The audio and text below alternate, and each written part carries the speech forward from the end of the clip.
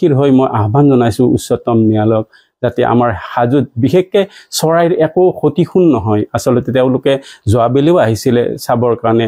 গতিকে স্বয়ং মুখ্যমন্ত্ৰীজনাই মানে নিজে যুজাই গম পাইছে যে আচলতে বুলবুলি চৰাইৰ কোনো ক্ষতিপূৰণ নহয় বা নমৰে আমি পুনৰ আহ্বান জনাইছোঁ যাতে মই আচলতে বৰ বিনম্ৰতাৰে অনুৰোধ কৰিছোঁ উচ্চতম ন্যায়ালয়ক যাতে হাজোত বুলবুলি চৰাইৰ যুঁজখন পাতিবলৈ অনুমতি প্ৰদান কৰে